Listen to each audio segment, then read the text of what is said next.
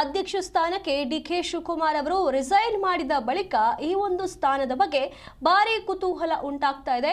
ಸತೀಶ್ ಜಾರಕಿಹೊಳಿ ಅವರಿಗೆ ಈ ಒಂದು ಸ್ಥಾನವನ್ನ ನೀಡಬೇಕು ಅಂತ ಹೇಳಿ ವೇಣುಗೋಪಾಲ್ ಅವರು ಒತ್ತಡವನ್ನ ಹೇರ್ತಾ ಇರುವಂತದ್ದು.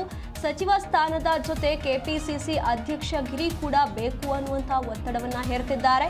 ಪ್ರಬಲ ಖಾತೆಗೆ ಗೋಕಾಕ್ ಸಾಹುಕಾರ್ ಬೇಡಿಕೆಯನ್ನ ಇಡ್ತಾ ಇರುವಂತದ್ದು. ಸತೀಶ್ ಜಾರಕಿಹೊಳಿ ಅವರು ಈಗ ಹೈಕಮಾಂಡ್ ಮುಂದೆ ಬಿಗಿ ಪಟ್ಟನ್ನ ಹಿಡಿದಿರುವಂತದ್ದು.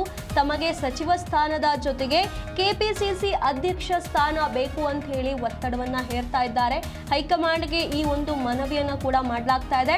ಈಗ ಸತೀಶ್ ಜಾರಕಿಹೊಳಿ ಅವರಿಗೆ ಈ ಒಂದು ಕೆಪಿಸಿಸಿ ಅಧ್ಯಕ್ಷ ಸ್ಥಾನದ ಆಫರ್ ನೀಡಬೇಕು ಅಂತ ಹೇಳಿ ವೇಣುಗೋಪಾಲ್ ಅವರು ಒತ್ತಡವನ್ನ ಹೇರ್ತಾ ಇರುವಂತದ್ದು. ಒಂದು ಕಡೆ ಡಿಕೆ ಶಿವಕುಮಾರ್ ಅವರು ಸಿಎಂ ಸ್ಥಾನವನ್ನ ಅಲಂಕರಿಸುತ್ತಿದ್ದಾರೆ. ಹಾಗಾಗಿ ತಮ್ಮ ಕೆಪಿಸಿಸಿ ಅಧ್ಯಕ್ಷ ಸ್ಥಾನಕ್ಕೆ ಅವರು ರಾಜೀನಾಮೆಯನ್ನ ಘೋಷಿಸಿರುವ ವಿಚಾರವಾಗಿ ಇಷ್ಟೆಲ್ಲ ಕುತೂಹಲಗಳು ಕೂಡ ಈಗ ಮೂಡ್ತಾ ಇರುವಂತದ್ದು. ಅವರು ಆ ಸ್ಥಾನವನ್ನ ಬಿಟ್ಟ ಮೇಲೆ ಆ ಸ್ಥಾನಕ್ಕೆ ಯಾರು ಬರಬೇಕು, ಕೆಪಿಸಿಸಿ ಅಧ್ಯಕ್ಷ ಸ್ಥಾನ ಯಾರಿಗೆ ಅನ್ನುವಂಥ ಕುತೂಹಲಗಳು ಇಲ್ಲಿ ಮೂಡಿರುವಂತದ್ದು. ಹಾಗಾಗಿ ಸತೀಶ್ ಜಾರಕಿಹೊಳಿ ಅವರಿಗೆ ಈ ಸ್ಥಾನವನ್ನ ಕೊಡಬೇಕು, ಅಧ್ಯಕ್ಷ ಗಿರಿಯನ್ನ ನೀಡಬೇಕು ಅನ್ನುವಂಥ ಒತ್ತಡಗಳು ಇಲ್ಲಿ ಕೇಳಿ ಬರ್ತಾ ಇದೆ. ಹೈಕಮಾಂಡ್ ಈ ಒಂದು ನಿರ್ಧಾರದ ಬಗ್ಗೆ ಒಂದು ನಿರ್ಧಾರವನ್ನ ತೆಗೆದುಕೊಳ್ಬೇಕು. ಈ ಸ್ಥಾನಕ್ಕೆ ಯಾರು ಸೂಕ್ತ ಅನ್ನೋದನ್ನ ನಿರ್ಧಾರ ಮಾಡಬೇಕು ಅನ್ನುವಂಥ ಮಾತುಗಳು ಈ ಒಂದು ವಲಯದಲ್ಲಿ ಕೇಳಿ ಬರ್ತಾ ಇರುವಂತದ್ದು.